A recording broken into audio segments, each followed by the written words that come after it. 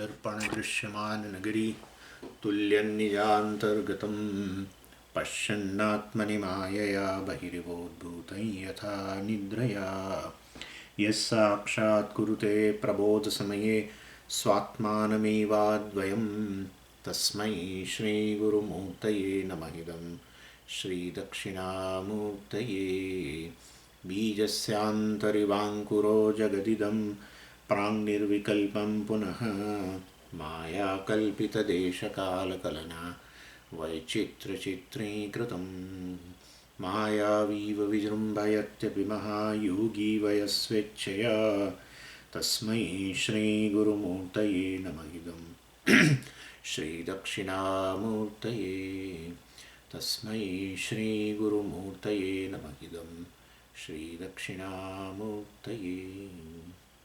ॐ सहना भवतु सहनौ भुनक्तु सह वीर्यं करवावहै तेजस्विनावधीतमस्तु मा विद्विषावहै। ॐ शान्तिः शान्तिः शान्तिः। सदाशिवसमारम्भां शङ्कराचार्यमध्यमाम् अस्मदाचार्यपर्यन्तां वन्दे गुरुपरम्पराम्। આપણે આ 73 ઉપનિષદની અંદર સત્યમ જ્ઞાનમ અનંતમ બ્રહ્મ વગેરેની ચર્ચા કરી રહ્યા છીએ અને એમાં ભાષ્યકારે સત્ય શબ્દ સમજાવ્યો. સત્યમ બ્રહ્મનો અર્થ શું કરવો, જેનો ક્યારેય બાદ થતો નથી, જેમાં ક્યારેય વિકાર ઉત્પન્ન થતો નથી, એ સત્ય છે. અને હવે આ જ્ઞાન શબ્દ સમજાવી રહ્યા છે અને મને ભાષ્યમાં કહી રહ્યા છે જ્ઞાનમ જ્ઞપ્તિ અવબોધ ભાવ સાધન જ્ઞાન શબ્દ બ્રહ્મ વિશેષણત્વાત સત્ય અનંતાભ્યામ સહ.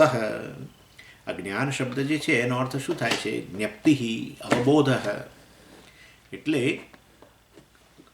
અવબોધ. જ્ઞાન શબ્દનો અર્થ જ્ઞાન જ, અર્થાત જ્ઞાન ધાતુ જે છે ભાવ સાધન. ભાવ સાધન એટલે જેનો અર્થ, જે જ્ઞાન ધાતુનો અર્થ છે એ જ જ્ઞાન શબ્દનો અર્થ છે, એ અહીંયા કહી રહ્યા છે. જ્ઞાન શબ્દની અંદર જ્ઞાન ધાતુ છે અને ન તો એની અંદર પ્રત્યય લાગ્યો છે, એ ન પ્રત્યય ભાવ બતાવવા માટે છે. અને એ ભાવનો શબ્દ અર્થાત ભાવાર્થે છે. અને આપણે ભાવવાચક શબ્દો બનાવીએ ને જેવી રીતે ગુજરાતીમાં, અને એનો અર્થ થાય છે વાસ્તવમાં એ જે ધાતુનો અર્થ છે એ જ આ શબ્દનો અર્થ થાય છે. અને જ્ઞાનમ શબ્દ જે છે એ ઘણી રીતે એનો મતલબ એની વ્યુત્પત્તિ કરી શકાય છે. એક તો જ્ઞાન શબ્દનો અર્થ થાય છે જ્ઞાયતે અનેન ઇતિ. જ્ઞાયતે અનેન ઇતિ જ્ઞાન એટલે જેના દ્વારા કશુંક જણાય, અને એ વાસ્તવમાં એને જ્ઞાન કહેવાય. આ બહુ સામાન્ય અર્થ, રાઈટ. હું કહું કે ઘટક જ્ઞાન, તમને ઘટક જ્ઞાન છે એટલે શું? જે જ્ઞાન જેના દ્વારા તમે ઘડાને જાણો છો એ ઘટક જ્ઞાન. એટલે એ વાસ્તવમાં જ્ઞાયતે અનેન ઇતિ જ્ઞાનમ એ કરણ અર્થની અંદર છે. અને વૃત્તિ વાસ્તવની અંદર જે છે એ વૃત્તિ જે છે એ મતલબ વૃત્તિ જ્ઞાન જે છે એ અહીંયા જ્ઞાન શબ્દનો અર્થ છે. એટલે ઘટાકાર વૃત્તિ ઉત્પન્ન થાય ત્યારે આપણે કહીએ ઘટક જ્ઞાન ઉત્પન્ન થયું. એટલે આ ઘટક જ્ઞાન જે છે, પટક જ્ઞાન છે વગેરે બધી વસ્તુઓ એ જેના દ્વારા આ જ્ઞાન આપણને ઉત્પન્ન થાય છે. એટલે વૃત્તિની આવશ્યકતા રહે છે. અને પછી એ તો એક અર્થ, જ્ઞાન શબ્દનો અર્થ આ કરણ. કરણ એટલે આ સાધનના અર્થમાં, જેના દ્વારા વસ્તુ જણાય છે ને એ સાધન છે. અને માટે એ એક અર્થ જ્ઞાનનો. બીજો અર્થ છે જાનાતિ ઇતિ જ્ઞાન, જે વાસ્તવમાં જ્ઞાન શબ્દ જે છે એ કર્તાના અર્થમાં છે, ધ નોઅર. વાસ્તવમાં જાનાતિ ઇતિ જ્ઞાન, જ્ઞાતા એટલે જે જાણે છે એને પણ તમે જ્ઞાન કહી શકો. અને એન ઓબ્જેક્ટ ઓફ નોલેજ, જેને કે આપણે જ્ઞાયતે ઇતિ જ્ઞાન, અર્થાત એ જ્ઞાનનો વિષય જે છે એને પણ તમે જ્ઞાન કહી શકો. આ રીતે જ્ઞાન શબ્દના તમે 3 રીતે અર્થ કરી શકો છો. જ્ઞાયતે અનેન ઇતિ જ્ઞાનમ એટલે કે જેના દ્વારા કંઈક જણાય છે, આ વૃત્તિ વગેરે દ્વારા આપણે કોઈ પણ વસ્તુને જાણીએ છીએ. ઘડાને જાણવા માટે ઘટવૃત્તિ ઉત્પન્ન થાય અને આપણે એને માટે વૃત્તિ જ્ઞાન એવું કહીએ જ છીએ. એટલે એક કરણાર્થમાં છે. બીજું છે જાનાતિ ઇતિ જ્ઞાનમ, જાણનારો જે છે એને પણ તમે જ્ઞાન કહી શકો. અને જ્ઞાયતે ઇતિ જ્ઞાનમ, વાસ્તવમાં જે જણાય છે એને પણ તમે જ્ઞાન કહી શકો. એટલે જો તમે આ જ્ઞાન શબ્દ જે છે એ તમે આ ત્રણેય અર્થમાંથી ગમે તે અર્થમાં લઈ શકો છો. પરંતુ જો તમે કહો કે જાનાતિ ઇતિ જ્ઞાનમ, તો એ તો કર્તા થઈ ગયું. જ્ઞાયતે ઇતિ જ્ઞાનમ તો જાણવાનું કર્મ થઈ ગયું. અને જ્ઞાયતે અનેન ઇતિ જ્ઞાનમ કહો તો એ કરણ અર્થમાં થયું. હવે કર્તા હોય, કર્મ હોય કે કરણ હોય, બધા એને કારકો કહેવામાં આવે છે. અને એ કારકો જે છે એ તો સતત બદલાતા છે. કર્તા બદલાય છે સતત, અને કર્તા પોતે વૃત્તિના રૂપમાં જ છે. હમણાં જોઈએ છે આપણે કર્મ છે એ પણ વિષય જે છે એ પણ બદલાય છે. અને વાસ્તવમાં કરણ જે છે, સાધન છે, એમાંય સતત બદલાવ આવે છે. સાધન હંમેશા જે છે સતત બદલાતું જ રહે. બદલાતું ઇવન આપણે કહીએ કે આપણે જે દાખલા તરીકે આપણા જ્ઞાનના સાધનો, આમ કે જ્ઞાનેન્દ્રિયો વગેરે તમે કહો, તો એ જ્ઞાનના સાધનો છે એમાંય બદલાવ તો આવતો જ રહે છે. બરાબર છે. એટલે એની શક્તિઓનો હ્રાસ થવો, વધઘટ થવી વગેરે, અને એનો ઉપયોગ એક કાળે કરીએ અન્ય કાળે ન કરીએ વગેરે. એટલે આ તો સતત બદલાતી, it is subject to change. જ્યારે અહીંયા તો બ્રહ્મને આપણે સત્યમ બ્રહ્મ કહ્યું, અર્થાત જેમાં ક્યારેય બદલાવ ન આવે એવું બ્રહ્મ, એ સત્યમ જ્ઞાનમ બ્રહ્મ છે. તો એ બ્રહ્મ વાસ્તવમાં હવે જ્યારે તમે જ્ઞાનમ બ્રહ્મ કહો તો એ જ્ઞાન શબ્દમાં અર્થ કોઈ તમે આ કર્તા કર્મ કે કરણના અર્થમાં નહીં લઈ શકો. જ્ઞાતા જ્ઞાન, જ્ઞાનનો વિષય મતલબ જ્ઞેય કે જ્ઞાન વૃત્તિ વગેરેના અર્થમાં તમે ન લઈ શકો, કારણ કે એ લોકો સતત બદલાય છે. જ્યારે આ તો જ્ઞાનમ બ્રહ્મ છે એ જ પાછું સત્યમ બ્રહ્મ છે. અને માટે સત્યમ શબ્દનો અર્થ તો થાય છે કે સત્યમ અને જ્ઞાનમ બંને એક જ અધિકરણમાં રહેલા છે, સામાનાધિકરણને રહેલું છે એમની વચ્ચે. અને માટે જ્ઞાનમ બ્રહ્મ જે છે એ વાસ્તવમાં સત્ય બ્રહ્મ હોવાને કારણે જ્ઞાનમ બ્રહ્મ વાસ્તવમાં જે એમાં કોઈ બદલાવ આવતો નથી. અને માટે જ્ઞાનમ શબ્દનો અર્થ તમે જ્ઞાતા, જ્ઞેય વગેરે તમે ન લઈ શકો. તમારે એનો અહીંયા ભાવવાચક શબ્દ તરીકે લેવાનો. અર્થાત જ્ઞાન શબ્દનો અર્થ જ્ઞા ધાતુનો જે અર્થ છે એ જ અહીંયા લેવાનો. જ્ઞા ધાતુનો અર્થ જાણવું છે. માટે અહીંયા આપણે જ્ઞાનમ શબ્દ આ જે છે એનો અર્થ કેવળ જ્ઞાન સ્વરૂપ એવો આપણે અહીંયા કરવો પડશે. અર્થાત જે જ્ઞાન બ્રહ્મ કેવું છે, જ્ઞાનમ બ્રહ્મ મતલબ જે જ્ઞાન સ્વરૂપ છે, જે માત્ર ચૈતન્ય સ્વરૂપ છે, એ બ્રહ્મ અહીંયા અર્થ લેવો જોઈએ. એટલે એ આત્મા જે છે વાસ્તવમાં કે બ્રહ્મ જે છે જે આ ત્રણેયનું સ્વરૂપ છે. એટલે આ વસ્તુને આપણે નકારતા નથી. વાસ્તવમાં આત્મા જે છે કે બ્રહ્મ જે છે એ હવે તમને થાય કે આત્મા કે બ્રહ્મ તો આ જ્ઞાતા તો ચેતન જણાય છે વગેરે, તો પછી હવે એ પાછું કોઈ જુદો ચેતન છે? ના ના ના, એ જ આ જ્ઞાનમ બ્રહ્મ છે, જે ચૈતન્ય સ્વરૂપ છે, એ જ આ જ્ઞાતા, જ્ઞેય અને જ્ઞાન વૃત્તિ વગેરેના રૂપમાં રહેલો છે. એ પ્રત્યેક કારકનું સાર છે, પ્રત્યેક કારકનું એ સ્વરૂપ છે. જ્ઞાનના સંદર્ભમાં તમે જ્યારે જાણી રહ્યા છો ત્યારે એની અંદર જે કંઈ ઘટકો છે, જે કંઈ કારકો છે, એ બધા વાસ્તવમાં આ બ્રહ્મ છે, આત્મા છે, એ બતાવવાનો અહીં અર્થ છે. એટલે આ સત્ય શબ્દ જે છે એ જ વાસ્તવમાં અહીંયા જ્ઞાનના સંદર્ભમાં છે કહેવું જોઈએ, અને ચૈતન્ય છે એ અહીંયા કહેવું જોઈએ. તમે જ્યારે કહો કે વાસ્તવમાં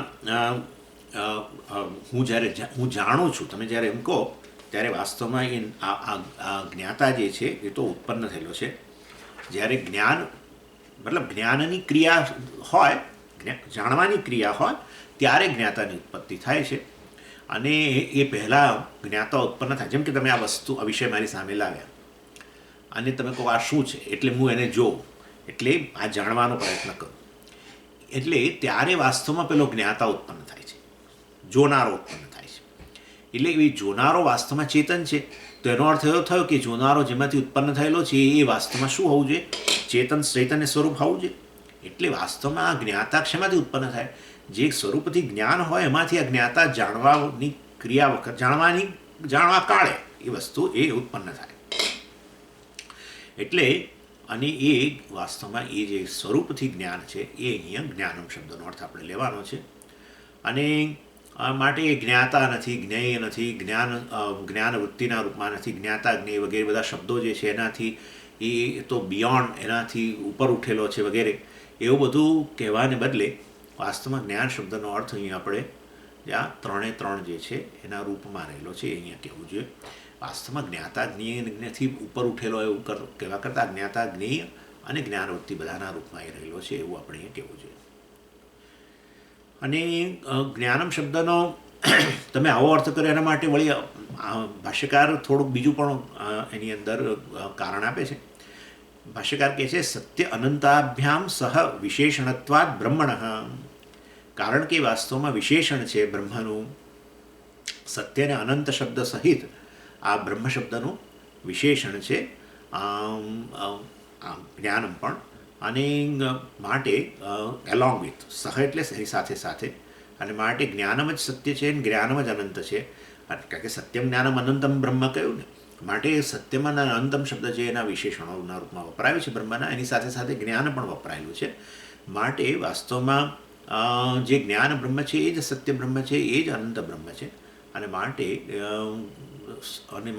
બ્રહ્મ જે છે સત્ય હોય તો પછી એમાં કોઈ બદલાવ ના આવે, અને અનંત હોય તો એમાં કોઈ મર્યાદા ન હોય.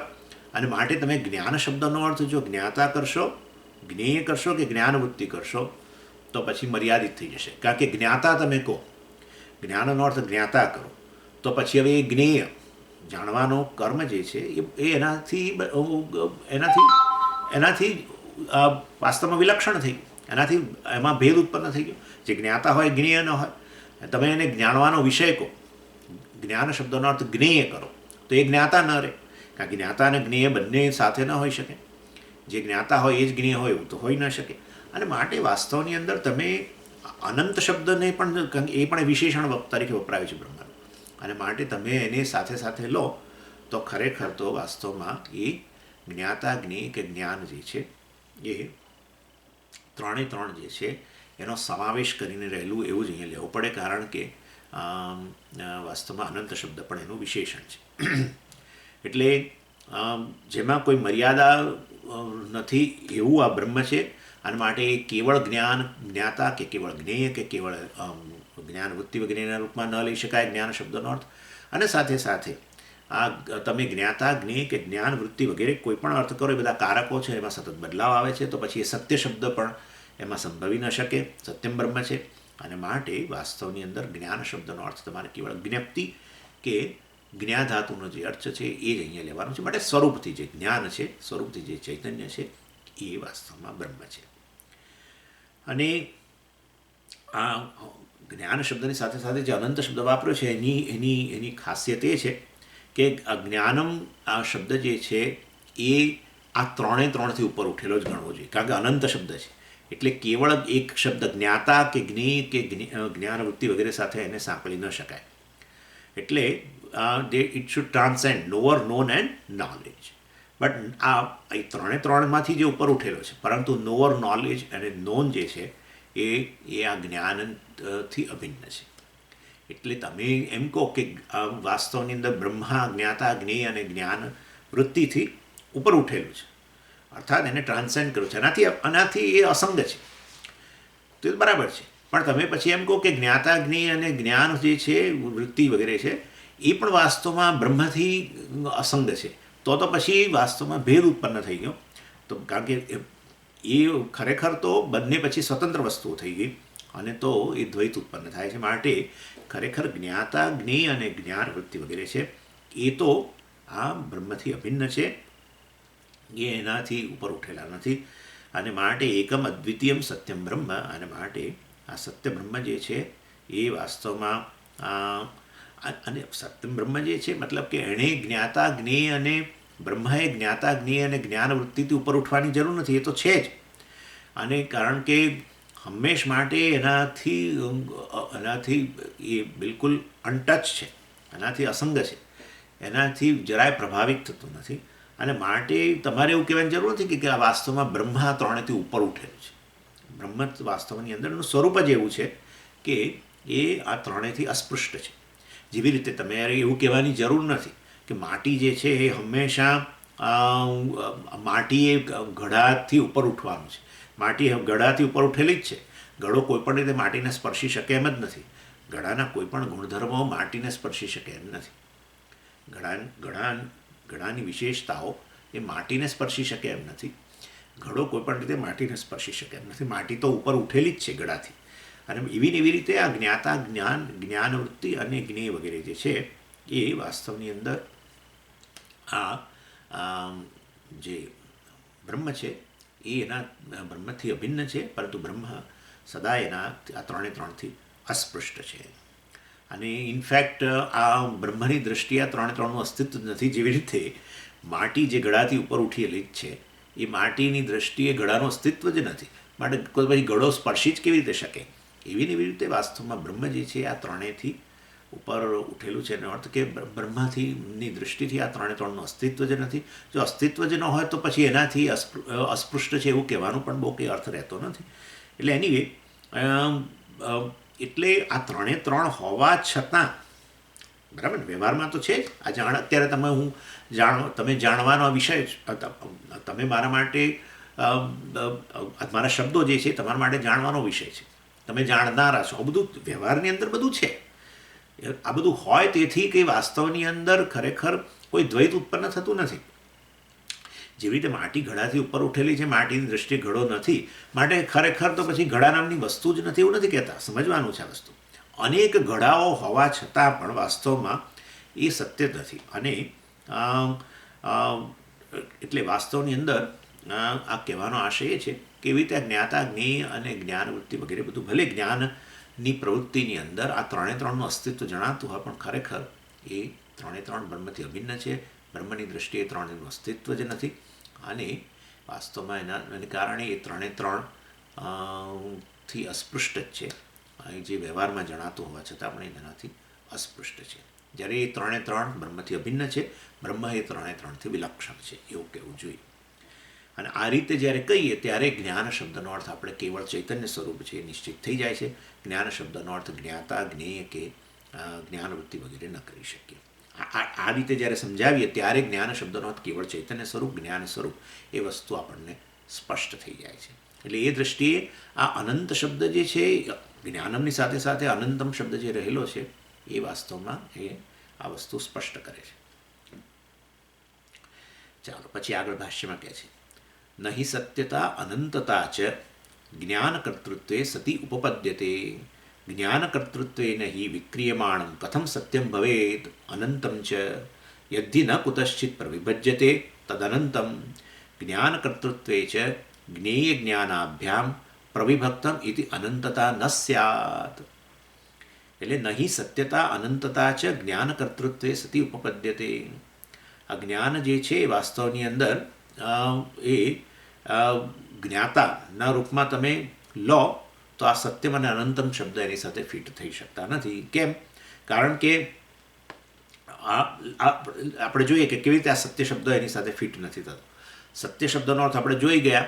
એટલે આચાર્ય વધારે એ વસ્તુને સ્પષ્ટ કરવા માટે ભાષ્ય કહે છે. આપણે આમ તો ચર્ચા કરી જ, પરંતુ વધારે સ્પષ્ટતા કરવા માટે અહીં કહે છે સત્યમનો અર્થ છે જે બદલાતું નથી.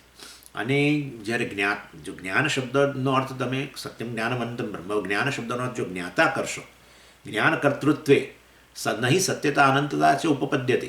એટલે તમે જ્ઞાનનો અર્થ જો જ્ઞાતા કરશો તો પછી આ સત્ય શબ્દ એની સાથે બેસતો નથી. કારણ કે જ્ઞાતા તો સતત બદલાતો રહે છે, જ્ઞાતા તો ઉત્પન્ન થાય છે. જ્ઞાતા એ ઇનફેક્ટ વૃત્તિ જ છે. જ્ઞાનના સંદર્ભમાં જે તે વસ્તુના જ્ઞાનના સંદર્ભની અંદર જ્ઞાતા ઉત્પન્ન થાય છે વૃત્તિના રૂપમાં. અને દરેક વખતે એક નવું સ્ટેટસ, અને એ તો વૃત્તિ શમી જાય છે, વળી પાછી કોઈ બીજી વસ્તુ આવી તો બીજી વસ્તુના સંદર્ભમાં વળી પાછું જ્ઞાતા ઉત્પન્ન થાય છે.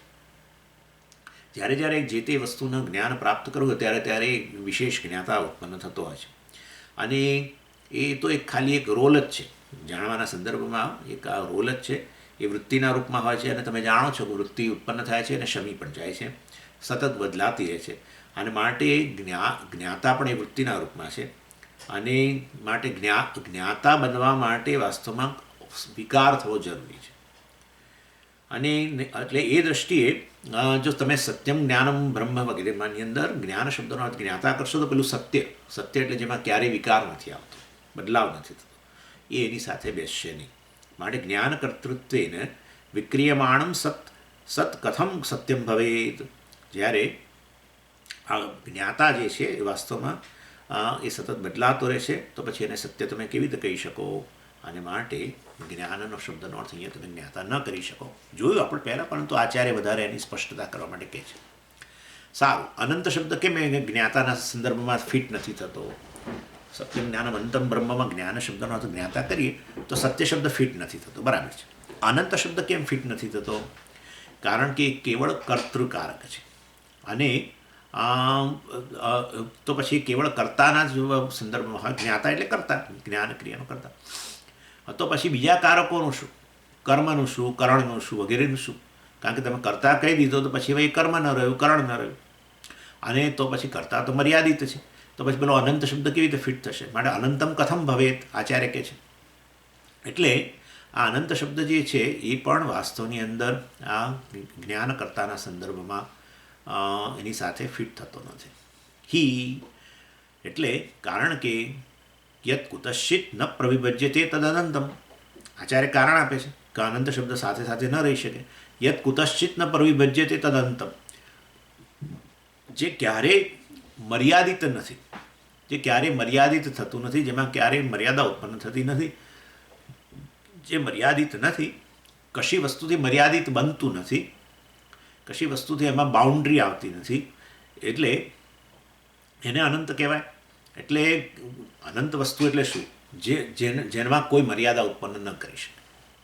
હવે તમે જ્યારે અહીંયા તમે જ્ઞાન શબ્દનો અર્થ જ્ઞાતા કરી દીધો, તો પછી હવે જ્ઞાતા એટલે જાણવાની ક્રિયાનો કર્તા કરી દીધો, તો પછી કર્મ અને કરણ વગેરે બધાથી તો જુદો પડી ગયો.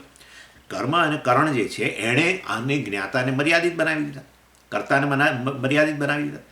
એટલે વાસ્તવની અંદર તો પછી પેલો અનંત શબ્દ એમાં ફિટ નથી શકે. એટલે કુતશ્ચિત મતલબ કોઈ પણ ફેક્ટરથી, કોઈ પણ પરિબળથી. એટલે કુતશ્ચિત એટલે કાળની દ્રષ્ટિથી પણ એને નહીં. એટલે અહીંયા કહે છે યત કુતશ્ચિત ન પ્રવિભજ્યતે તદ અનંતમ, જે કશાથી મર્યાદિત બનતું નથી, જે કશાથી જેનામાં મર્યાદા ઉત્પન્ન થતી નથી, એ વાસ્તવમાં અનંત છે. અને માટે કઈ દ્રષ્ટિએ કોઈ પણ પરિબળથી એનામાં મર્યાદા ઉત્પન્ન થતી નથી. એટલે ત્રણ વસ્તુ છે, દેશકાળ અને વસ્તુ. એટલે દેશની દ્રષ્ટિએ પણ એમાં કોઈ મર્યાદા ઉત્પન્ન થતી નથી, અને કાળની દ્રષ્ટિએ પણ એમાં મર્યાદા ઉત્પન્ન થતી નથી, દેશની દ્રષ્ટિએ મર્યાદા ઉત્પન્ન થતી નથી, વસ્તુની દ્રષ્ટિએ પણ એમાં મર્યાદા ઉત્પન્ન થતી નથી. એ વાસ્તવમાં અનંત છે. એટલે આ પુષ્પ જે છે, કારણ આપણે કહીએ ને, દાખલા તરીકે વાસ્તવમાં દેશ અને કાળ તો સરળ છે સમજવું, પણ વસ્તુની મર્યાદા સમજવાની સરળ નથી પડતી ઘણીવાર. એટલે હું કહું કે આ ક્લિપ છે, એટલે ક્લિપ છે કારણ કે એ જે ક્લિપ નથી એવી વસ્તુઓ કરતાં જુદું છે.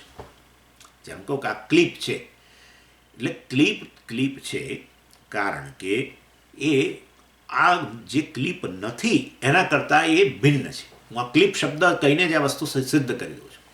જ્યારે હું કહું કે મોબાઈલ, એટલે મોબાઈલ ત્યારે જ છે, મોબાઈલ એટલે વસ્તુ ને, મોબાઈલ ત્યારે જ છે જ્યારે એ વાસ્તવમાં જે મોબાઈલ નથી એના કરતાં એ ભિન્ન હોય. નહીં તો આપણે મોબાઈલ શબ્દ જો ઉપયોગ જ ન કરી શકીએ. તમે મોબાઈલ શબ્દનો ઉપયોગ કરો મતલબ કે જે મોબાઈલ નથી એવી હજારો કરોડો અબજો વસ્તુઓ છે એના કરતાં એ કેવું બની ગયું? ભિન્ન બની ગયું, મર્યાદિત થઈ ગયું. અને આને વસ્તુ પરિચ્છેદ કહેવાય. એટલે જે તે વસ્તુ જે છે એનો તમે નામ વાપરો છો ને, ક્લિપ, મોબાઈલ, કમ્પ્યુટર કે જે પણ કાગળ, પુસ્તક. એટલે પુસ્તક છે કારણ કે વાસ્તવમાં એ આ બીજા જે પુસ્તકો નથી એ બધી આ વસ્તુઓ કરતાં એ કેવું છે? વિલક્ષણ, જુદું છે. મતલબ મર્યાદા આવી, વસ્તુ પરિચ્છેદ થઈ ગયો. એટલે આ રીતે એટલે આની રીતે મર્યાદિત થાય છે. જે નથી એનાથી એ મર્યાદિત થાય છે. પુષ્પ શેનાથી મર્યાદિત થયું? પુષ્પ નથી એવી વસ્તુઓથી એ મર્યાદિત થયું. અને માટે એને વસ્તુતઃ પ્રવિભજ્યતે કહેવાય. એટલે આ વસ્તુની દ્રષ્ટિએ એમાં પ્રવિભજ્યતે એટલે આવું મર્યાદા ઉત્પન્ન થાય છે. અને વાસ્તવમાં કોઈ પણ વસ્તુ અહીંયા છે અને ત્યાં નથી, એ દેશની મર્યાદા. અત્યારે છે અને પછી નથી, કે પહેલાં નથી ને અત્યારે છે વગેરે, એ પણ કાળની મર્યાદા. આ બધી જ વસ્તુઓ વાસ્તવમાં મર્યાદા વાળી હોય છે. કોઈ પણ વસ્તુ. એટલે તમે જ્યારે જ્ઞાતા કહો તો જ્ઞાતા પહેલાં નહોતો, પણ હવે જાણવાની કોઈ વસ્તુ આવે ત્યારે હું જ્ઞાતા બન્યો. એટલે પહેલાં નહોતો ને અત્યારે છું, પાછી એ જાણવાની વસ્તુ જતી રહી તો હવે હું જ્ઞાતા નથી, હે ને. અને માટે જ્ઞાતા પણ આવો જ છે, દેશની દ્રષ્ટિએ મર્યાદિત છે. એટલે કાળની દ્રષ્ટિએ મર્યાદિત છે. મતલબ પહેલાં નહોતો, અત્યારે છે, પછી નહીં હોય વગેરે. પછી દેશની દ્રષ્ટિ મર્યાદિત છે. જ્ઞાતા અહીંયા રહેલો છે, અહીંયા નથી. જ્ઞાતા ક્યાં રહેલો છે? અહીંયા રહેલો છે.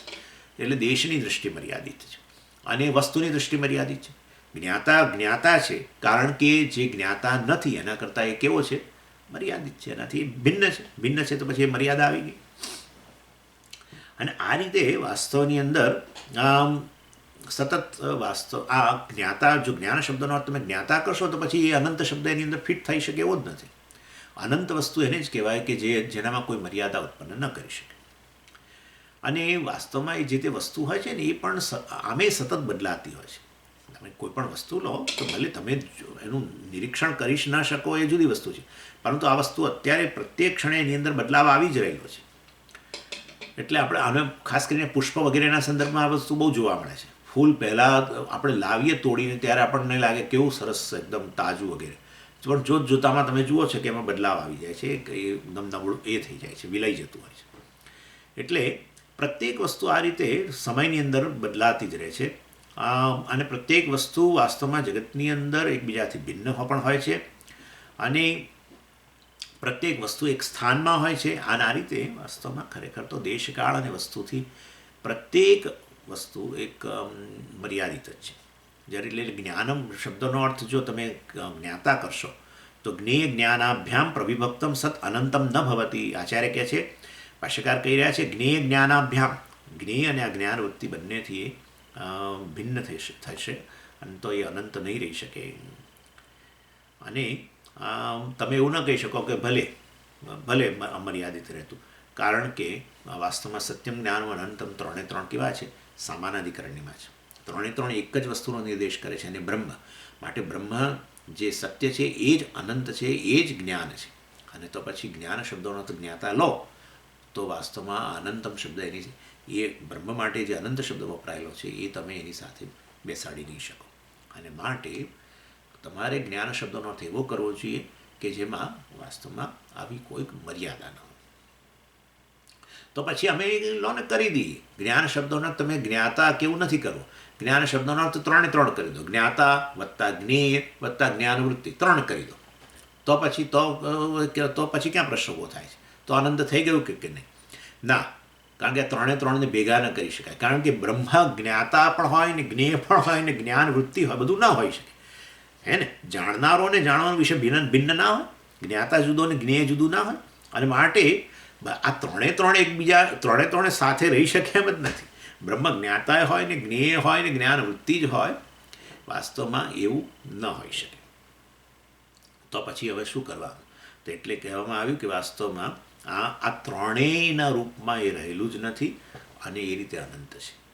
એટલે આ જ્ઞાનમ શબ્દનો અર્થ તમારે અહીંયા સ્વરૂપ જ્ઞાન કરવાનો, જે વાસ્તવની અંદર તો જ સ્વરૂપ જ્ઞાન અર્થાત જે ચૈતન્ય સ્વરૂપ છે અને જે વાસ્તવમાં આ ત્રણેયના રૂપમાં જણાઈ રહ્યું છે, ત્રણેયના રૂપમાં રહેલું નથી. એટલે બ્રહ્મ જ્ઞાતા છે અને સાચે સાચ જ્ઞાતા છે, જ્ઞેય છે અને જ્ઞાન વૃત્તિ છે એવું નથી વાસ્તવમાં. કારણ કે આ ત્રણ તો ત્રણે ત્રણ એક જ વસ્તુ ન હોઈ શકે અને માટે ખરેખર એ ત્રણથી વિલક્ષણ જ છે. પરંતુ એ ત્રણેયના સ્વરૂપના રૂપમાં રહેલું છે. ત્રણેય જે છે એનાથી અભિન્ન છે. જેવી રીતે વાસ્તવમાં માટી ઘડાના રૂપમાં રહેલી છે, પરંતુ ખરેખર માટી કંઈ ઘડો બનેલી જ નથી. તમે જાણો છો વસ્તુ. એટલે ઘડો માટીથી અભિન્ન છે, માટી ઘડાના રૂપમાં જણાય છે. આપણે આટલું કહેવા બસ. વ્યવહારમાં ઘડાના રૂપમાં જણાય છે. એવી રીતે બ્રહ્મા જ્ઞાતા જ્ઞેય અને જ્ઞાન વૃત્તિના રૂપમાં જણાય છે. ખરેખર બ્રહ્મ જ્ઞાતા જ્ઞેય કંઈ બનેલું નથી, કારણ કે આ ત્રણે બની ન શકે. જ્ઞાતા જે વસ્તુ જ્ઞાતા બને એ જ્ઞેય ન બની શકે, જ્ઞેય બને એ જ્ઞાતા ન બની શકે, અને જ્ઞેય અને જ્ઞાતાથી આ જ્ઞાનવૃત્તિ ભિન્ન હોય. માટે ખરેખર બનેલું નથી, આ ત્રણેયના રૂપમાં કેવળ જણાઈ રહેલું છે. અને એ રીતે વાસ્તવની અંદર આપણે કેવળ જો મતલબ કે આ ત્રણેય મિથ્યા છે. જ્ઞાતા જ્ઞેય અને જ્ઞાનવૃત્તિ મિથ્યા છે. અને એ દૃષ્ટિએ આપણે જ્ઞાતા જ્ઞેય અને આપણે જ્યારે કહીએ કે જ્ઞાતા જ્ઞેય અને જ્ઞાનવૃત્તિ વગેરે બ્રહ્મ છે, એ જ આ જ્ઞાન શબ્દનો અર્થ છે, એનાથી અભિન્ન છે. ત્યારે આપણે જાણવું જોઈએ કે વાસ્તવમાં આ ત્રણ કેવળ મિથ્યા છે. અને માટે આપણે એ ત્રણેયથી આપણે એ ત્રણેયના રૂપમાં જણાતું હોવા છતાં પણ બ્રહ્મ પોતે સ્વરૂપથી આ ત્રણેયથી વિલક્ષણ છે, અસ્પૃષ્ટ છે.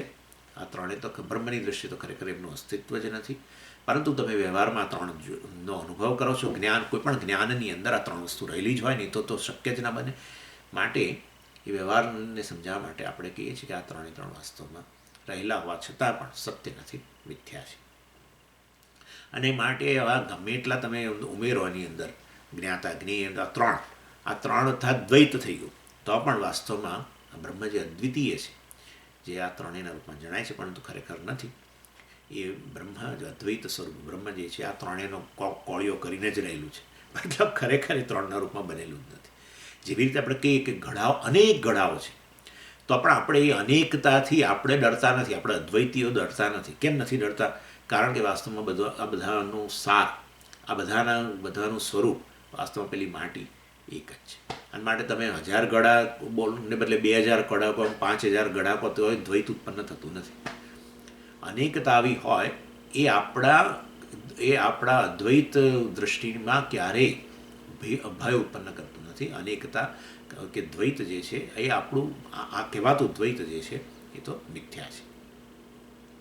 અને માટે ગમે એટલું નંબર તમે લાવો અને માટે તો પણ વાસ્તવમાં એ તો મિથ્યા છે. અને માટે અજ્ઞાતા જ્ઞેય કે ત્રણ ગુણના રૂપમાં રહેલું જણાતું હોવા છતાં ખરેખર ત્રણના રૂપમાં ત્રણેયથી વિલક્ષણ છે. એનીવે સો એટલે અને હંમેશા આ જ્યારે અનેકતાની વાત આવે ત્યારે બે વસ્તુ હોય છે, નાના અને વિવિધાની. નાના એટલે બધા અનેક વસ્તુ, અને વેરાયટી, અને નંબર, અને વિધા મીન્સ એ વેરાયટી. એટલે તમે જો આ રીતે જુઓ સત્યમ બ્રહ્મ વાસ્તવની અંદર, તો આ સત્યમ બ્રહ્મ જે છે એ વાસ્તવની અંદર એ જ આ જ્ઞાનમ બ્રહ્મ છે, એ જ અનંતમ બ્રહ્મ છે. એટલે આટલો અનેકતા હોવા છતાંય છેવટે એ વાસ્તવમાં સત્ય બ્રહ્મ છે. સત્ય એટલે જે વાસ્તવમાં અસ્તિત્વ સ્વરૂપ છે, જેનો ક્યારેય બાદ ન થાય, જેમાં ક્યારેય વિકાર ના આવે. વિકાર આવે મતલબ કે આગલી અવસ્થા જતી રહી, આગલી અવસ્થા ગઈ અને નવી અવસ્થા આવી. સ્વામીજી તમે તો હમણાં સત્ય શબ્દનો અર્થ કહેતા હતા, જેમાં ક્યારેય પરિવર્તન ના આવે, વિકાર ના આવે, જેનો બાદ ન થાય. તો એનો અર્થ જ એ થયો કે જે અસ્તિત્વ સ્વરૂપ છે, અસ્તિત્વનો જ બાદ ન થાય. એટલે જે વાસ્તવની અંદર આ અનેકની અંદર એક રૂપે રહેલું છે ને જેનો કદી બાદ નથી થતો, એ અનેકતા છે ને. જ્ઞાતાનું હોવાપણું, જ્ઞેયનું હોવાપણું, જ્ઞાન વૃત્તિનું હોવાપણું, તે હોવાપણું જે અસ્તિત્વ છે એ જ આ બ્રહ્મ છે. એને સત્યમ બ્રહ્મ કહેવાય. સત્યમ એટલે જે અસ્તિત્વ સ્વરૂપ છે.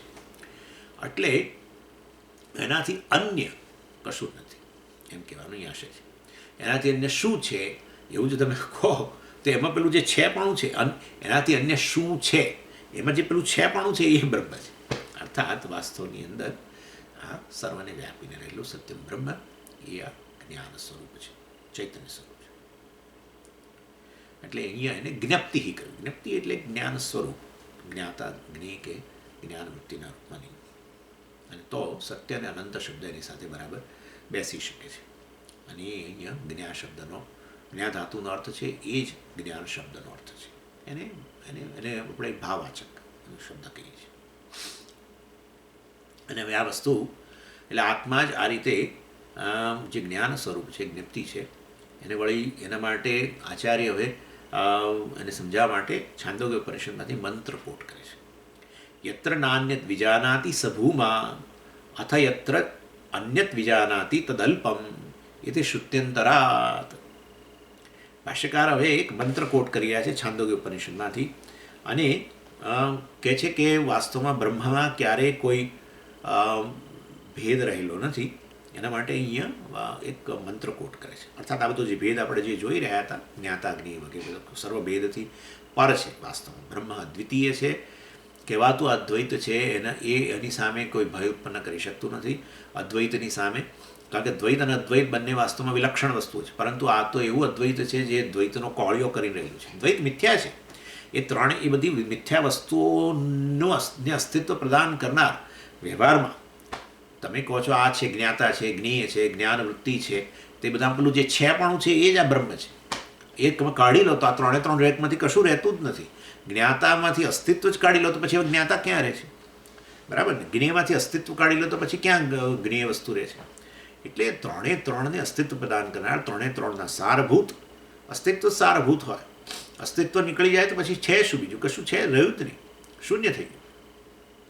ત્રણે ત્રણના સારભૂત, ત્રણે ત્રણનો આત્મા કહો, ત્રણે ત્રણનું સત્ય કહો, ત્રણે ત્રણનું સ્વરૂપ કહો. એટલે વાસ્તવમાં તો ખાલી કેવળ દેખાવ છે જ્ઞાતા જ્ઞેય વગેરે. અને માટે આવી રીતે દ્વૈત જે છે કે આ દ્વૈત ખરેખર એ દ્વૈત આ અદ્વૈતની સામે ખતરો ઉત્પન્ન કરી શકે જ નહીં. મિથ્યા સત્ય સામે કદી ખતરો ઉત્પન્ન ન કરે. વાસ્તવમાં મિથ્યા વાઘ હોય, બરાબર ને? સ્વપ્નમાં તમે વાઘ જોયો મિથ્યા, એ ખરેખર પેલા જાગ્રત તમને ભલે ને તમે ત્યાં જોતા હોય કે આ એ મને ખાઈ ગયો અને હું ચીસો પાડું છું, મને એણે ખાવાની શરૂઆત કરી દીધી અને તમે જાગી ગયા તમે જોયું તો વાસ્તવમાં જાગી ગયા, હવે તમે જાગ્રત પુરુષ છો, જુદી સત્તાના છો. પેલું સ્વપ્ન તો શું હતું? મિથ્યા હતું. એટલે સપનાનો ભાગ જે છે એ ખરેખર આ જાગ્રત પુરુષને કશી અસર, તમે જુઓ તમારા હાથમાં ક્યાંય કશું છે નહીં, એક નાનો ઘાય નથી. ત્યાં તો આપણને સપનામાં એવું લાગતું કે ખાઈ ગયો મને, હું તો કેટલું બધું, મારો પગ એક ખવાઈ ગયો, બીજો પગ ખવાઈ ગયો, ખાઈ રહ્યો છે હવે, અને હું લોહી લુહાણ થઈ ગયો છું વગેરે, આમ ને તેમ. કશું જ થયું નહોતું. મિથ્યા સત્ય સામે ક્યારેય કંઈ ઉત્પન્ન કરી જ ન શકે. એનીવે, એટલે હવે અહીંયા બતાવે છે ભાષ્યકાર, અહીંયા આ મંત્ર કોટ કરે છે કે ભાઈ વાસ્તવમાં બ્રહ્મ તો અદ્વિતીય છે, અને માટે કોઈ આ કહેવાતું દ્વૈત જે છે, વ્યવહારિક દ્વૈત છે, એ ક્યારેય એમાં કોઈ એની સામે એ ખતરારૂપ નથી. એટલે વાસ્તવ બ્રહ્મમાં કોઈ ભેદ નથી, બ્રહ્મમાં કોઈ દ્વૈત નથી, અદ્વૈત સ્વરૂપ છે બતાવવા માટે અહીંયા કોટ કરે છે. યત્ર નાન્યત વિજાનાતિ સ ભૂમા અથ યત્ર અન્યત વિજાનાતિ તદલ્પમ. નારદજી છે એ સનતકુમાર પાસે જાય છે અને જ્ઞાનની માગણી કરે છે. અને જ્યારે આપણે જોયું કે આ નારદજી તો વાસ્તવમાં આ ભૂમા, અહીં ભૂમા શબ્દ ત્યાં વાપરે છે, પણ ભૂમાનો અર્થ બ્રહ્મ જ છે. એટલે નકારાંત પુલ્લિંગ શબ્દ છે ભૂમન શબ્દ, અને એનો પ્રથમા વિભક્તિ વચન ભૂમા થાય છે. પેલું બ્રહ્મન પણ નકારાંત છે, પણ નપુંસકલિંગ છે, અને એનું પ્રથમા વિભક્તિ એક વચન બ્રહ્મ થાય છે. બ્રહ્મન શબ્દ કે ભૂમન શબ્દનો અર્થ એક જ છે, જે સૌથી મોટું છે, જે સર્વવ્યાપી છે, વગેરે વગેરે. એટલે ત્યાં ભૂમા શબ્દ વાપરે છે. એટલે એને 7મા અધ્યાયને ભૂમ વિદ્યા કહી, છાંદોગ્યની અંદર 7મા અધ્યાયને ભૂમ વિદ્યા કહી, જેમાં વાસ્તવમાં નારદજી આ રીતે સનતકુમાર પાસે બ્રહ્મને કે ભૂમાને જાણવા માટે જાય છે. અને સનતકુમાર એમને વાસ્તવની અંદર પૂછે છે પહેલાં કે તમે શું શું જાણો છો. અને ત્યારે નારદજી બધું બહુ મોટું લિસ્ટ આપ્યું. અને પછી સનતકુમારે કહ્યું કે તમે બધું જ જાણો છો, પણ આ બધું તો મીંડા જ, વાસ્તવમાં એકડો છે એ ભૂમા વિદ્યા છે. એકડો તમે આગળ મૂકી દો તો આ બધા મીંડાની કિંમત છે, બાકી કોઈ કિંમત નથી. અને માટે આ તો બધા કેવળ નામ જ છે. તમે જે બધું મને કહ્યું કે આ વિદ્યા જાણું છું, તે વિદ્યા જાણું છું, માટે એ વિદ્યાને અંતર્ગત જે વસ્તુઓ છે તે બધું કેવળ નામ છે. એ સર્વનો સારભૂત વસ્તુ તો સર્વને અસ્તિત્વ પ્રદાન કરાવે, સર્વનો સાર, સર્વનો આત્મા તો આ ભૂમા છે, એ જ નામી છે. અને માટે એ વાસ્તવની અંદર એને જ જાણવું જોઈએ. પછી એમણે ભૂમાની વ્યાખ્યા કરી, અને આ રીતે વ્યાખ્યા કરી: યત્ર અસ્મિન વસ્તુની અન્યત જ્ઞેયમ ન પશ્યતિ, અન્યત જ્ઞેયમ ન શૃણોતિ, અન્યત જ્ઞેયમ ન વિજાનાતિ સ ભૂમા. આ ભૂમા એ એવી વસ્તુ છે જે જ્યાં અન્ય વસ્તુ સંભળાતી નથી, અન્ય વસ્તુ જણાતી નથી, અન્ય વસ્તુ દેખાતી નથી. અને માટે તમે આ જ્ઞાતા શબ્દનો અર્થ જો તમે મતલબ જ્ઞાન શબ્દનો અર્થ જો તમે આ રીતે જ્ઞાતા કરશો તો પછી જ્ઞાન અને જ્ઞેય એનાથી ભિન્ન બની ગયું. જ્યારે અહીંયા તો કહે છે યત્ર અન્યત ન વિજાનાતિ. જ્ઞાતા જે દાખલા તરીકે હું અત્યારે જ્ઞાતા છું, તમે મારાથી ભિન્ન છો એ મને ખબર છે કે નહીં. તો આ એનો અર્થ એવો થયો કે જો તમે જ્ઞાન શબ્દનો અર્થ જ્ઞાતા કરો તો પછી અન્યત વિજાનાતિ, તો અન્યત શૃણોતિ, બીજાને સાંભળશે, બીજાને જોશે, બીજાને જાણશે, એ તો રહેશે જ. એટલે જ્ઞાન શબ્દનો અર્થ જ્ઞાતા કરશો તો આ અન્યપણું રહેવાનું છે. જ્ઞેય અન્ય છે, જ્ઞાન વૃત્તિ અન્ય છે, એ તો રહેવાનું જ છે. જ્યારે વાસ્તવમાં ભૂમા વિદ્યાની અંદર કે બ્રહ્મ વિદ્યાની અંદર એ બ્રહ્મની વ્યાખ્યા કરતા તો કહ્યું ન અન્યત વિજાનાતિ, ન અન્યત શૃણોતિ, ન અન્યત પશ્યતિ. અને માટે વાસ્તવની અંદર ખરેખર જ્ઞાન શબ્દનો અર્થ શું કરવો જોઈએ? જ્ઞાતા ન કરવો જોઈએ, કે જ્ઞેય ન કરવો જોઈએ, કે જ્ઞાનવૃત્તિ ન કરવો જોઈએ. એ ત્રણેયથી અસ્પૃષ્ટ એવું બ્રહ્મ જે છે, જે સત્ય છે, જે આ ત્રણેયનો આત્મા છે, અને આ ત્રણેયથી ઉપર ઉઠેલું જ છે. ઉપર ઉઠી જવું એવું નથી, એ વાસ્તવમાં એનાથી અસ્પૃષ્ટ જ છે, કારણ કે બ્રહ્મની દૃષ્ટિએ ત્રણેય રહેલા જ નથી. જેમ માટીની દૃષ્ટિએ ઘડા નામની કોઈ વસ્તુ જ નથી. ઘડો માટીથી અભિન્ન છે, પણ માટી ઘડાથી અભિન્ન છે એવું ન બોલાય, કારણ કે ઘડા નામની વસ્તુ જ નથી. અને માટે પહેલાંથી અભિન્ન છે એવું કહેવો તો પછી બે વસ્તુ થઈ ગઈ પાછી, એવું છે નહીં. અને માટે શ્રુતિમાં જે વાક્ય છે એ એનાથી વિરુદ્ધ થઈ જશે જો તમે જ્ઞાન શબ્દનો અર્થ જ્ઞાતા કરશો તો. અને ખરેખર વાસ્તવની અંદર આ અન્ય વસ્તુ નહીં જોવી, અન્ય વસ્તુ નહીં સાંભળવી કે અન્ય વસ્તુ નહીં જાણવી, એના માટે તમારે તમારી સ્થિતિ બદલવાની, નિર્વિકલ્પ અવસ્થામાં, નિર્વિકલ્પ સમાધિમાં જવાની જરૂર નથી. આ બધા વિકલ્પો છે ને, એટલા બધા વિકલ્પો કહેવાય. અદ્વૈત એટલે બધું વિકલ્પ, અનેક વિકલ્પ, જ્ઞાતા, જ્ઞેય, જ્ઞાન, વૃત્તિ, આ બધા વિકલ્પો કહેવાય. એટલે હું તો જ્ઞાતા છું, આ બધું આ જ્ઞેય છે, અને મારામાં એના વિશેની વૃત્તિ ઉત્પન્ન થાય છે, જ્ઞાન વૃત્તિ ઉત્પન્ન થાય છે, વગેરે વગેરે. એવું જ અમે જ્યારે કહો તો વાસ્તવની અંદર ખરેખર તો એવું તમે કહો પછી તો તમે આ બધા વિકલ્પોને સત્ય માનતા હો તો પછી તમારે આ બધા ભેદથી પર થવું હોય અને અદ્વૈત જ્ઞાન પ્રાપ્ત કરવું હોય તો જાણે કે તમારે આ બધા વિકલ્પોથી ઉપર ઉઠવા માટે નિરૂપક સમાધિમાં જવું પડે. પણ વાસ્તવમાં એવી જવાની જરૂર જ નથી, કારણ કે તમે તમારી જાતને બ્રહ્મ જાણો, તમે સર્વ વિકલ્પોથી પર છો, જ્ઞાન સ્વરૂપ જ છો, એ તમે જાણો તો આપોઆપ જ તમે ઉપર ઉઠી જાઓ છો. કારણ કે તમે બ્રહ્મ છો એ જ્યારે જાણો ત્યારે તમે આ જ્ઞાતા, જ્ઞેય અને જ્ઞાનવૃત્તિ વગેરેનું અસ્તિત્વ જ રહેતું નથી. ઇનફેક્ટ આ ત્રણે એનાથી અભિન્ન છે. એટલે ઇટ ઓલવેઝ રિમેઇન્સ ટ્રાન્સેન્ડિંગ. એટલે કારણ કે ત્રણેયથી અસ્પૃષ્ટ છે. જે વસ્તુ જેનાથી અસ્પૃષ્ટ હોય એનાથી ઉપર ઉઠેલી જ કહેવાય. જો ઘડો માટીને સ્પર્શી ન શકે ને તો પછી માટી ઘડાથી ઉપર ઉઠી લે છે એવું બોલવાની જરૂર જ નથી. કારણ કે માટીની દ્રષ્ટિએ ઘડા નામની વસ્તુ જ ન હોય તો માટી ઉપર ઉઠી ગયેલી જ છે. સમજી ગયા? એવી રીતે તમે બ્રહ્મ છે, ભૂમા છે, તમે જાણી લો તો તમે આ ત્રણ વિકલ્પો, જ્ઞાતા, જ્ઞેય વગેરે વિકલ્પોથી તમે ઉપર ઉઠી ગયેલા જ છો, એ વસ્તુ સ્પષ્ટ થઈ જશે. એટલે તમે જ્યારે ખરેખર ભેદ જુઓ ત્યારે વાસ્તવમાં તમે તમારી જાતને એક બહુ જ અલ્પ જુઓ. અને તમે જ્યારે બધા ભેદના દર્શન કરો, જ્ઞાતા, જ્ઞેય અને જ્ઞાનવૃત્તિ વગેરે ભેદના દર્શન કરો તો પ્રત્યેક વસ્તુ અલ્પ છે. તમે તમારી જાતને જ્ઞાતા કહો તો તમે તમારી જાતને અલ્પ માનશો, અને તમારાથી અન્ય જ્ઞેય વસ્તુ જે છે એ અત્યંત મોટી જણાશે. ડેફિનેટલી તમે જ્ઞાતા, દાખલા તરીકે હું કહું કે જગત જ્ઞેય છે અને હું જ્ઞાતા છું, બરાબર? તો જ્ઞાતા મોટો કે જ્ઞેય વસ્તુ મોટી? જ્ઞેય વસ્તુ મોટી છે. જ્ઞેય જગત જે છે કેટલું બધું વિશાળ છે, અને આ જ્ઞાતા કેવો છે? અત્યંત અલ્પ છે. એટલે અને એના કારણે આ જગત જે જ્ઞેય છે એનાથી, કારણ કે આવો ભેદ મેં ઉત્પન્ન કર્યો, હું જ્ઞાતા છું એ જ્ઞેય છે, અને ત્યાર પછી એ જ્ઞેય જગત જે બહુ જ વિશાળ છે એ જાણે કે મને વાસ્તવમાં સતત પીડે છે, હે ને? અને માટે ખરેખર તમે વાસ્તવમાં જ્ઞાતા નથી.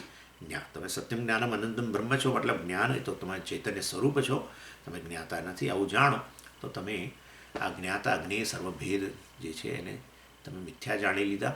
અર્થાત તમે તમારી જાતને જ્ઞાતા કહેતા નથી, હવે તમે તમારી જાતને બ્રહ્મ કહો છો. અને માટે જ્ઞાન શબ્દનો અર્થ જ્ઞપ્તિ જ કરવો જોઈએ.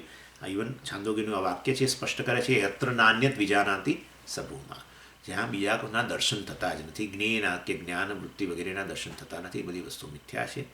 અને જો જ્ઞેય વગેરેના દર્શન નથી થતા તો તમે તમારી જાતને જ્ઞાતા પણ લેતા નથી. અને માટે આ રીતે કોટ કરે છે, મંત્ર અહીંયા કોટ કરીને બતાવે છે કે જ્ઞાનમ શબ્દનો અર્થ કેવળ ચૈતન્ય સ્વરૂપ કે જ્ઞાન સ્વરૂપ જ કરવો જોઈએ. હવે એની સામે એક પ્રશ્ન ઉઠાવવામાં આવે છે, પૂર્વપક્ષ. ન અન્યત વિજાનાતિ ઇતિ વિશેષ પ્રતિષેધાત આત્માનમ વિજાનાતિ ઇતિ ચેત. ન અન્યત વિજાનાતિ ઇતિ વિશેષ પ્રતિષેધાત એટલે આપણે હમણાં જે પેલું વાક્ય જોયું ને, યત્ર ન અન્યત વિજાનાતિ સભૂમાં, એટલે પૂર્વપક્ષી એના એ આપણે જે કોટ કર્યું એના પરથી પૂર્વપક્ષી હવે પ્રશ્ન કરે છે કે અન્યત મતલબ આત્માનમ અન્યત, ન અન્યત વિજાનાતિ સભૂમાં, એટલે આ ભૂમા એ છે જે અન્યને જાણતું નથી, એટલે પોતાનાથી અન્યને જાણતું નથી એમ. એવો અર્થ. એટલે પૂર્વ પક્ષી કહે છે આપણે આવો અર્થ કરવો જોઈએ.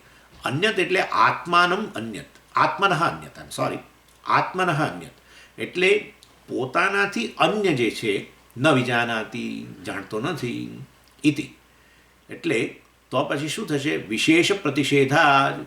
તો આ વિશેષ પ્રતિષેધા એટલે આ બધી વિશેષ વસ્તુઓ છે, અર્થાત પોતાનાથી અન્ય જે છે એ બધી વસ્તુઓ જે છે એનો અહીંયા એના જ્ઞાનનો નિષેધ કરવામાં આવે છે. અને માટે પોતાનાથી અન્ય વસ્તુ, અન્યત છે ને, અન્યત એટલે અન્ય વસ્તુ, પોતાનાથી અન્ય વસ્તુઓના જ્ઞાનનો નિષેધ કર્યો છે. ન અન્યત વિજાનાતી, તો એનો અર્થ કે આત્માનમ વિજાનાતી, પોતાને તો જાણે જ છે. એટલે આપણે આવો અર્થ અહીંયા લેવો જોઈએ એવું પૂર્વપક્ષી કહે છે. એટલે આપણે કહીએ છીએ આવો અર્થ અહીં લેવાનો નથી, કારણ કે અહીંયા એવા પ્રકારની કોઈ ચર્ચા જ નથી, આવો ટૉપિક છે જ નહીં કે પોતાનાથી અન્ય જાણતો નથી, પોતાનાથી અન્યને સાંભળતો નથી, પોતાનાથી અન્ય ને સૂંઘતો નથી, ફલાણો નથી. એટલે અને માટે પોતાને જાણે છે એવો અહીં અર્થ કરવાનો છે આ મંત્ર દ્વારા, એવો અહીં અર્થ નથી. ભાષ્યકાર આ વસ્તુની સ્પષ્ટતા અહીંયા કરે છે. પૂર્વપક્ષી આવો પ્રશ્ન ઉઠાવે એટલે અહીંયા આપણે એનો ઉત્તર આપીએ છીએ. એટલે ભાષ્યકાર કહે છે આગળ જે સિદ્ધાંતિ છે એનો જવાબ છે. અહીંયા ભાષ્યકાર જવાબ આપે છે.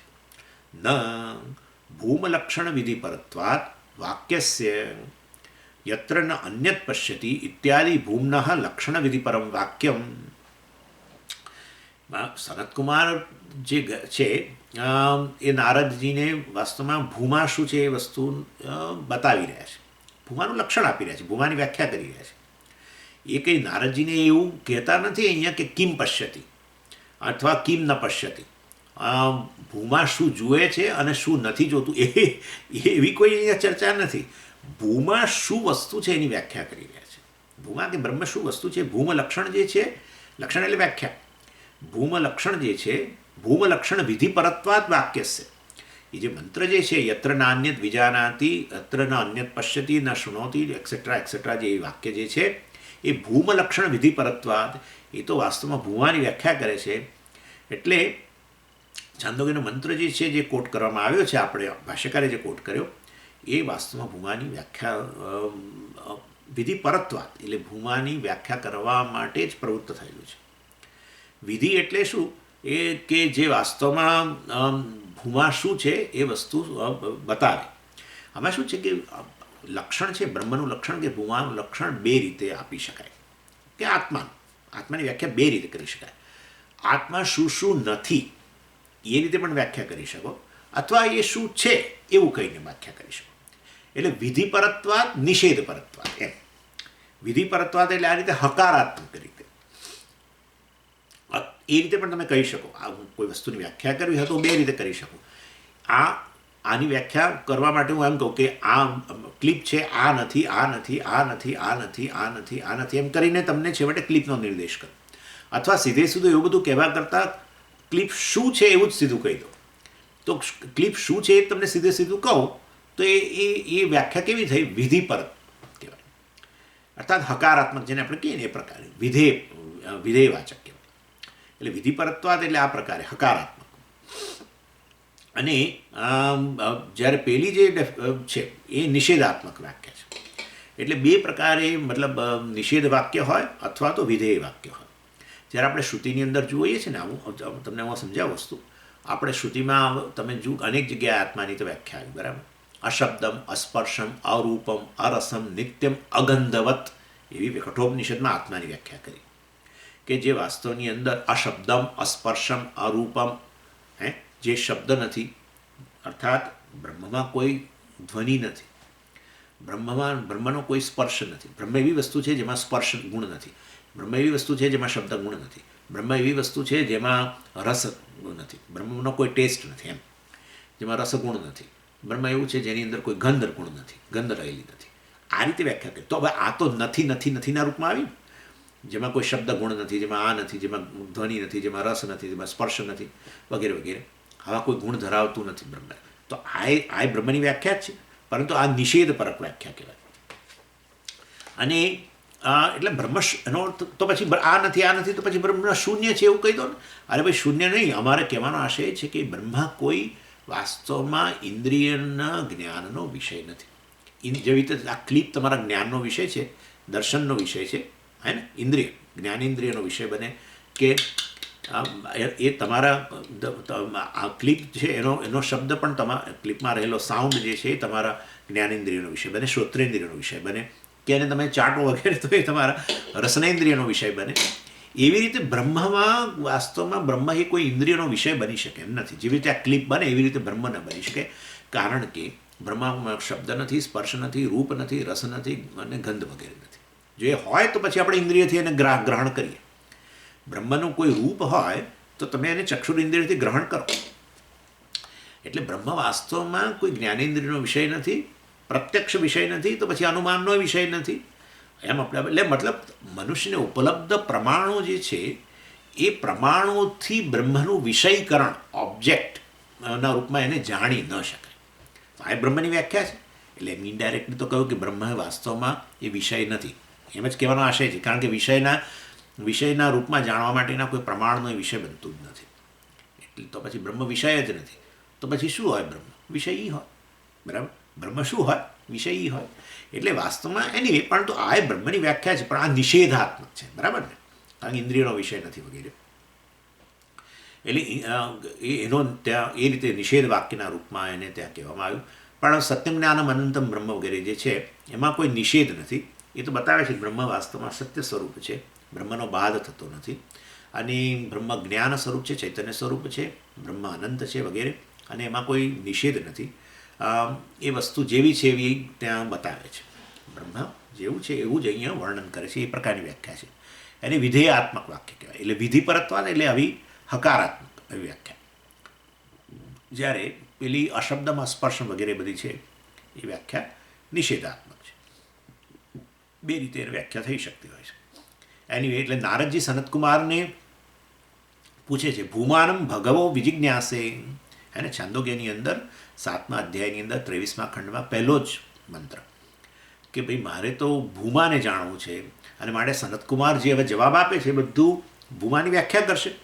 અને માટે ભૂમ સ્વરૂપ લક્ષણ વિજિજ્ઞાસ્યમ સત્યમ ઇદમ વાક્યમ પ્રવૃત્તમ. ભૂમ સ્વરૂપ લક્ષણ વિજિજ્ઞાસ્યમ, વાસ્તવમાં આ સત્યમ વિજિજ્ઞાસમ સત્યમ ઇદમ વાક્યમ પ્રવૃત્તમ. એટલે વાસ્તવની અંદર આ વાક્યમ એટલે આ મંત્ર જે છે, યત્ર નાન્યત વિજાનાતી વગેરે વસ્તુ એ વાક્ય જે છે એ તો એ શેના સંદર્ભમાં રહેલું છે? તો કે ભાઈ નારદજીએ જે પેલી ઈચ્છા પ્રગટ કરી કે મારે ભૂમાને જાણવું છે, ભૂમાનમ ભગવો વિજિજ્ઞાસે, મારે તો ભૂમાને જાણવું છે. કારણ કે એને જાણીને શોકમાંથી મુક્ત થઈ જવાય છે.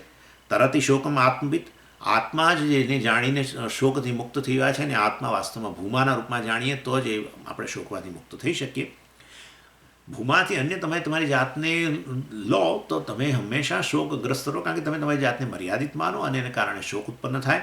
જ્યારે વાસ્તવમાં અહીંયા તો નારદજી જે છે એમને ભૂમાને જાણવાની વિજિજ્ઞાસે એમની જિજ્ઞાસા છે, અને માટે સનતકુમાર એમને ભૂમાનું લક્ષણ કહી રહ્યા છે. અને માટે તમે અહીંયા આવું બધું ના કહો કે અત્ર નાન્યત વિજાનાતી ન નાન્યત શૃણોતી નાન્યત પશ્યતિ સ ભૂમા. એટલે પોતાનાથી અન્ય, ભૂમા પોતાનાથી અન્યને જાણતું નથી, જોતું નથી, સાંભળતું નથી, અને પોતાને જાણે છે ભૂમા. આવો બધો કંઈ અહીં અર્થ નથી. વાસ્તવમાં નારદજી તો ભૂમાનું લક્ષણ, બ્રહ્મનું લક્ષણ પૂછી રહ્યા છે. પોતાને શોકમાંથી મુક્ત થવું છે, અને સનતકુમારને એના માટે લક્ષણ પૂછે છે. માટે ભૂમાની વ્યાખ્યા અહીંયા સનતકુમાર કરી રહ્યા છે. એ ટોપિક છે, નહીં કે આવું કશું કહેવામાં સનતકુમારને રસ છે કે આ ભૂમા પોતાને જાણે છે પણ અન્યને જાણતું નથી. આવું અહીંયા કોઈ અર્થ નથી. પણ તો પછી આ ભૂમાનું લક્ષણ આવી કેવી રીતે આપો છો? ન અન્યત વિજાનાતી, ન અન્યત શૃણોતી, ન અન્યત પશ્યતિ. પોતાનાથી અન્યને જાણતું નથી. આવું બધું કહેવા કરતાં સીધું કહું, જેમ સત્યમ જ્ઞાનમ બ્રહ્મ એવું કંઈક કહી દો કે આ ભૂમા તો જ્ઞાન સ્વરૂપ છે, ભૂમા અનંત છે, ભૂમા સત્ય સ્વરૂપ છે, ભૂમા અસ્તિત્વ સ્વરૂપ છે, આમ તેમ ભૂમા જગતનું કારણ. આવું બધું કહો. આવું કહેવાય. આવું નિષેધાત્મક કેમ કહો છો? ભૂમા પોતાનાથી અન્યને જાણતું નથી, પોતાનાથી અન્યને જોતું નથી, પોતાનાથી આવું નિષેધાત્મક કેમ કરો છો? એટલે વાસ્તવની અંદર આપણે એટલે શ્રુતિનું વાક્ય જે છે એને આપણે સમજવા માટે બધી ચર્ચા કરીએ છીએ. આપણે શ્રુતિએ શું કહેવું જોઈએ શું ના કહેવું જોઈએ એવી સલાહ આપણે ના આપી શકીએ. શ્રુતિનું જે વાક્ય છે એને આચાર્યો સંપ્રદાયના આચાર્યો જે છે એ સમજાવે છે ને. સંપ્રદાયના આચાર્યો જાણે છે કે કેમ આવી રીતે વ્યાખ્યા કરવામાં આવી છે, અને એ વસ્તુ ભાષ્યકાર પણ હવે વાસ્તવની અંદર સમજાવે છે કેમ આ રીતે ભૂમાની વ્યાખ્યા કરી છે. આવું નિષેધાત્મક કેમ જણાય છે તમને, એવી વ્યાખ્યા કેમ કરી છે એ વાસ્તવમાં હવે આપણે આવતે મંગળવારે જોઈશું. ઓમ પૂર્ણમદ પૂર્ણમિદમ પૂર્ણાત પૂર્ણમુદચ્યતે પૂર્ણસ્ય પૂર્ણમાદાય પૂર્ણમેવાવશિષ્યતે. ઓમ શાંતિ શાંતિ શાંતિ. હરિ ઓમ શ્રી ગુરુભ્યો નમઃ. હરિ ઓમ.